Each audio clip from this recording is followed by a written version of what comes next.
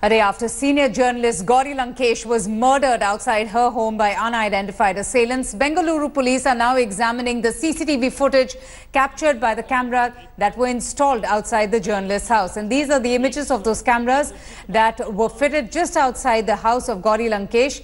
In fact, you can see the images of the cameras, and what's most important is that CCTV footage that, according to police sources, has captured the image of one of her assailant wearing a helmet and a black jacket approaching Gauri just as she stepped out of the car and was walking towards her house, and then within seconds fired 7 rounds at her.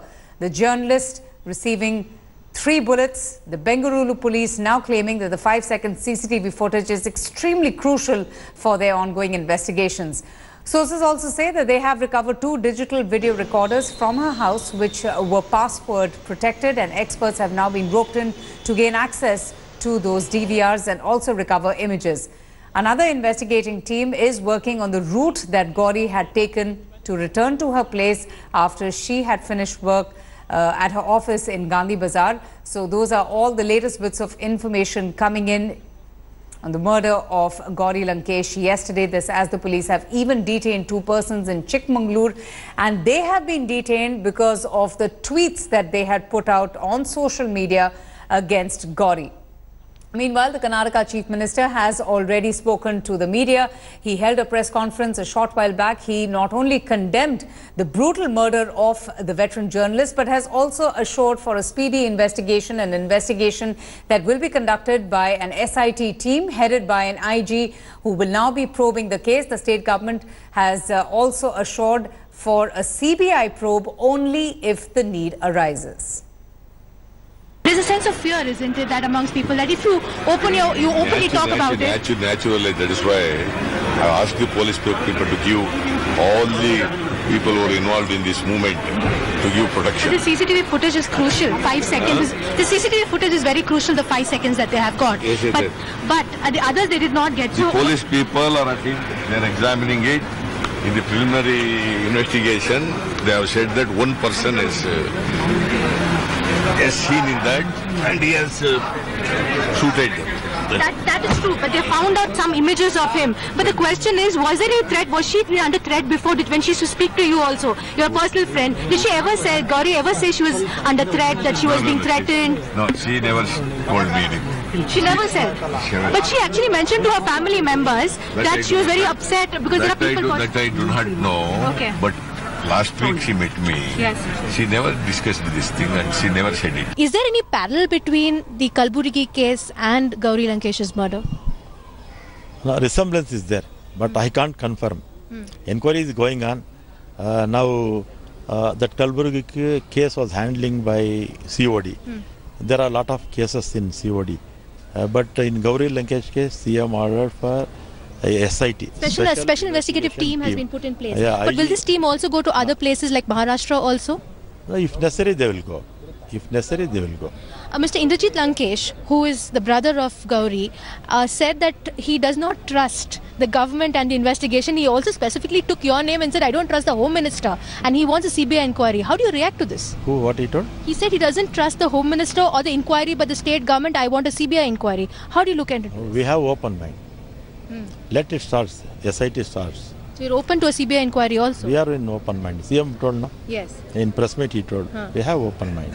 The reason why they're saying is because MM Kalburgi's case still remains unsolved. No action taken, no arrests haven't taken place till now. But has there been any movement in that case also? See, Charan Reddy is heading that. Yes. Yeah, he is looking after. He is a very good officer.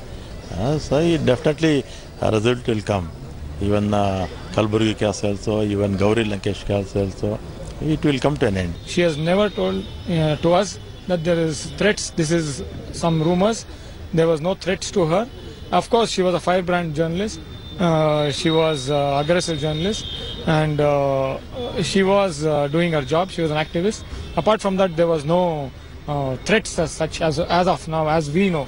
We got the CCTV footage. The footage shows one single individual firing at her, and when she stops in front of her house, the car, and when she was walking towards her house, the individual who was wearing a helmet Then he seen firing at her. Then after seeing her injuries, he collapses down. This fellow walks away. This person has been captured and come, but he is wearing a helmet, covering his face totally. So we have some features and we will be working on that.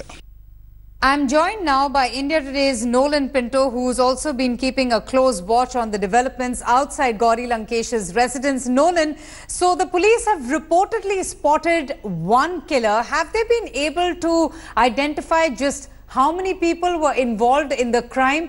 And what about the 3 police teams that were formed? Will they all be merged together, or will they now be? Will the investigations be handed over to the SIT team that has to be headed by an IG?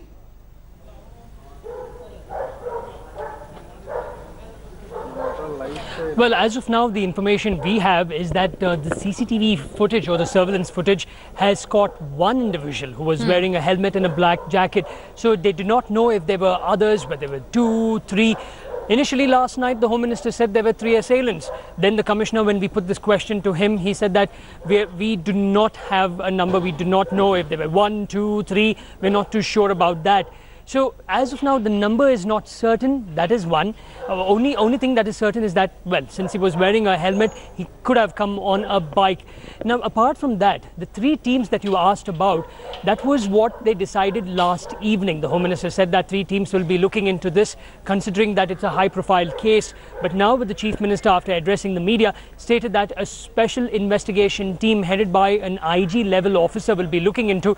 We're not too sure. We still do not have any clarity as to whether those teams will be merged with this, or whatever they have done now, all that information will be transferred to the special investigation team, or they will also be part of the SIT. So these are the clarities we need to know from a government order, which should come anytime soon from the Home Ministry over here in the state. So we just have to wait for that. But apart from that, it's like all quiet now at her residence. The police over here. Her mortal remains are at Ravindra Kalakshetra, where the public can pay their homage, and thereafter the cremation will take place. So while all that is happening on one side, the government is trying their best, putting pressure. They themselves are under a lot of pressure, and now they're putting a lot of pressure on the police also to crack this case. Absolutely. And the police investigation is also simultaneously going on. They're talking to people in the vicinity. They're trying to figure out if anyone has seen them. They're trying to get their hands on CCTV footage. Right. So while the investigations are going on, there are also protests that are taking place in various parts of Karnataka and across various cities in the country as well. In fact, the killing of Gauri Lankesh has sparked massive outrage. There is a lot of anger amongst, senior journalists and other prominent personalities and politicians as well.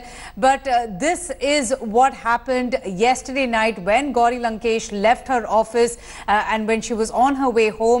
She was killed. She was fired upon just outside her residence. Preeti, in fact, just explained to us what exactly happened. Preeti, it's over to you. Tell us, just take us through the sequence of events. I want to take our viewers through on what took place and what was captured by the CCTV cameras. Now, on the evening between 7:45 to 8:30 in the evening, Gauri Lankesh was driving back home. Now, she approaches the main gate of her residence. Her ignition is still on in her car. She gets out of her car and starts walking to the main gate, probably maybe wanting to open the gate so she could park the car inside. Moving on, then while she's approaching the gate, possibly like we said, to open the gate, there are 2 bike-borne assailants. All 3 of them have helmets on. One of them with a black jacket gets off this bike. So he dismounts this bike and he approaches Gauri Lankesh. It is this man who then opens fire multiple times from close quarters at Gauri Lankesh.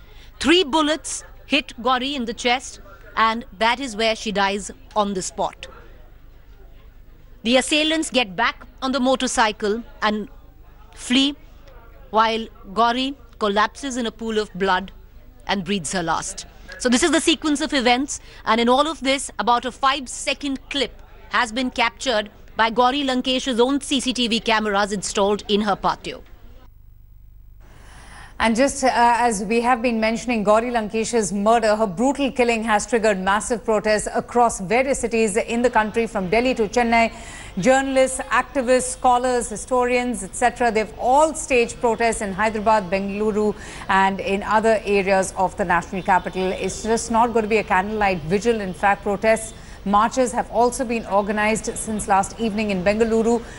Protests breaking out against the continuous killing of journalists, of scholars in the past.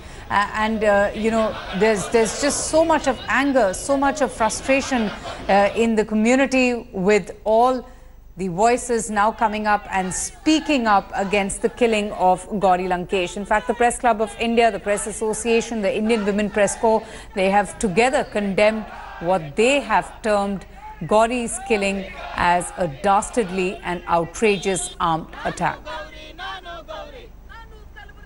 We have joined the Union of Kerala Union of Working Journalists, and we think that this is against media freedom, because she always spoke her mind. She stood courageously against all forces of fascism. So she was shot dead brutally, and we demand justice. All these culprits should be booked to book. We are not scared, but these fascists are scared. We are here to protest. We are united here to protest against this kind of fascism. We don't allow this kind of fascism in India. This is a secular nation. We don't demand. We want justice for Gauri. This is not the her name is not the last one. We believe so. We have to stop it.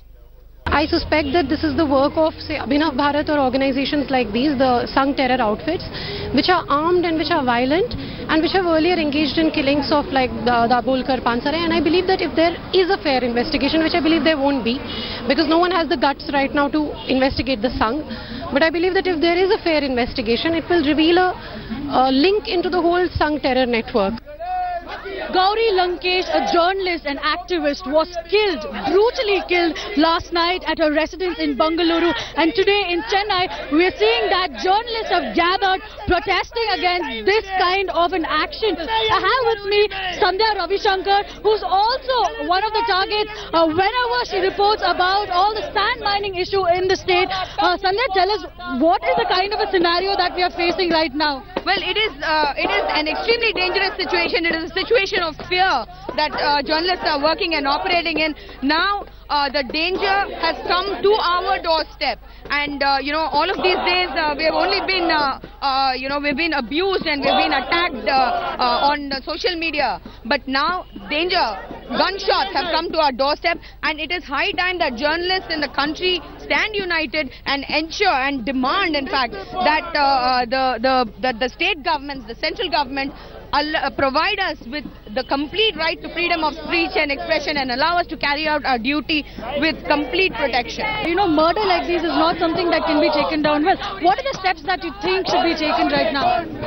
Well, the steps that need to be taken are, first of all, for the topmost leadership to advise calm and to tell his saffron terrorists to lay off people. I think that this is a very clear case of intimidation by the Hindutva on anybody who speaks out against hatred. Do you think that, you know, the kind of scenario that is going on in social media is also against journalists and the freedom of press? Absolutely. Anybody who is a celebrity, anybody who is got to do with anything to have an opinion, you are in the media, you are in films, anything, you'll be trolled mercilessly. And people seem to have all kinds of, you know, IT cell setups doing this trolling from morning to evening. They thing that happened this morning itself is absolutely impossible to speak on regular television. Let me go straight across now to Deputy Editor Rohini Swami, who also got a chance to speak to the Chief Minister Siddaramaiah, and the state government also, you know, under a lot of pressure. In a sense, Rohini, shouldn't they be also held accountable for the lack of lawlessness in the state? I mean, the killers of MM Kalburgi is still at large, and here we are getting to hear about another brutal killing, this time of a veteran journalist, Gauri Lankesh. Absolutely, there's a sense of fear that has also now erupted, for the simple reason it not just be about journalists, but any free thinker could possibly be attacked, or you would end up giving up your life. That sense of fear is being seen, and I did ask that to the Chief Minister of Karnataka, who agreed with me. But the question is, isn't it up to the state government and the police department to provide that kind of security to people, saying, yes, we will, you will be safe, even if you want to say what you want. We have the right to speech according to the Constitution. But as of now, the situation is such that the state government has decided that they will be providing security cover to all those who they think could be possibly targets by people for voicing their opinions. Now, this could be people who are free thinkers, who are leftists. Anybody will be provided police protection. And this is the first time that we're seeing a state government saying so, because they think now that possibly there could be some kind of fringe groups or elements who could be attacking people to voice their opinions. So sadly, the fact that it has come to the fact that the people have to lose their lives for actually the government to wake up. But at the same time, this needs to be addressed as soon as possible. But in terms of the Gauri Lankesh's murder that is taking place, a special SIT or special investigative team has been put in place, and the government is hoping that they can crack the case as soon as possible. Right. Nolan Pinto also has been getting us all the information and updates from outside Gauri Lankesh's residence. Nolan, this is not just a dastardly attack on an unarmed journalist. This is cowardly. And, you know, here we are talking about Gauri Lankesh, who was not just a courageous critic, but was also known for her outspoken views on a particular ideology, on Hindutva politics. And now, you know, just so many of her colleagues, prominent personalities coming out and voicing their dissent, their anger. But tell me something, what about her family members, her brother in particular? What has he said so far about the murder of his sister?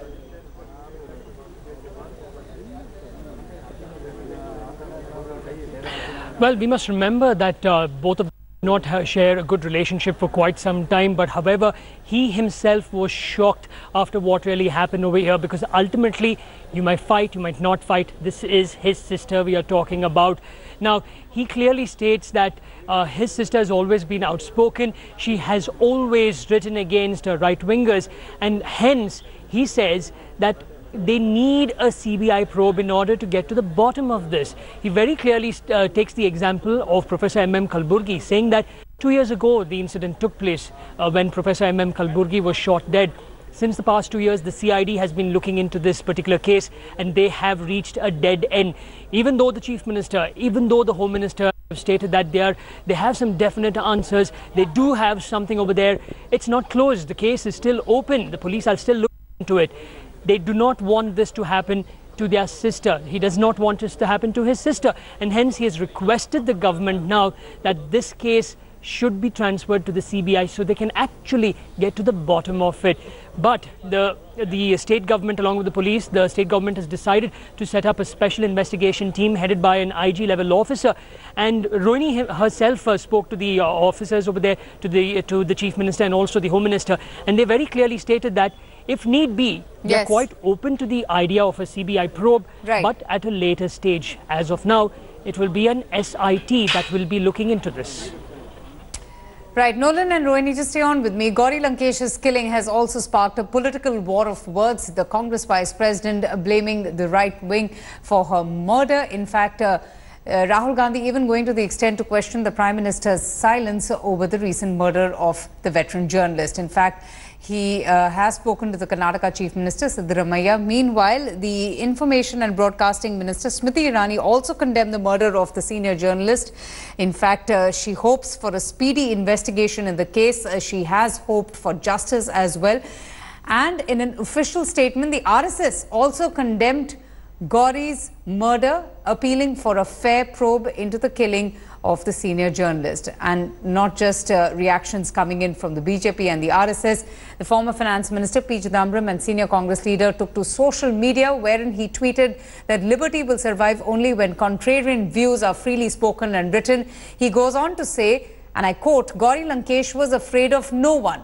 Who was afraid of Gauri Lankesh? That's the question put forth by the former Finance Minister P. Chidambaram. In that tweet, Gauri was a critic of the right wing and had also been convicted of defamation by 2 BJP MPs after they raised objections to an article that was written in 2008, which had resulted in a 6-month sentence and a fine for the senior journalist. Ended up clearing one street.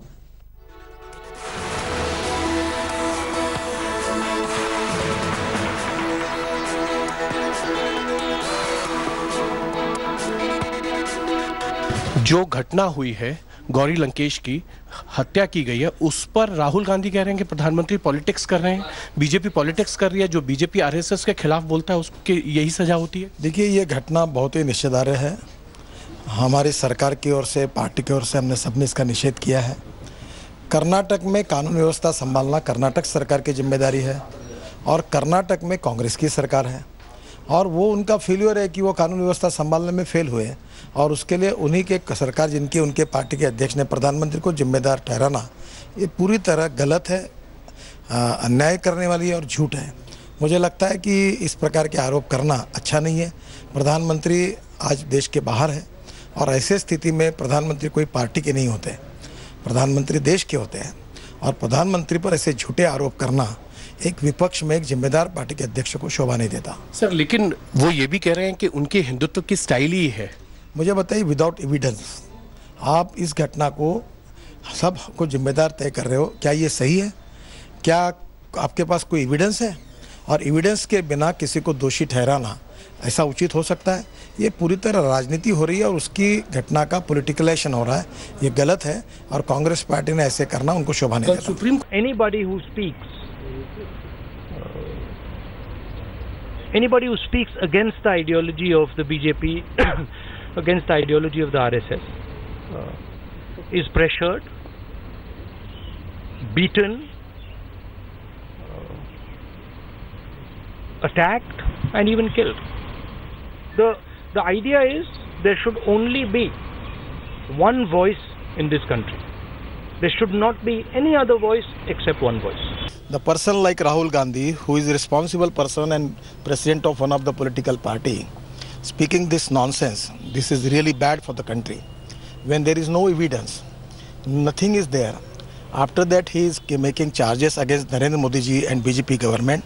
It is really unfortunate, and I am condemned his statement. It's a heinous crime, and on behalf of my party, the Communist Party of India, I strongly condemn this killing, and I urge upon the government to go for immediate high-level probe. Maybe an SIT can be constituted, and culprits should not be allowed to go scot-free.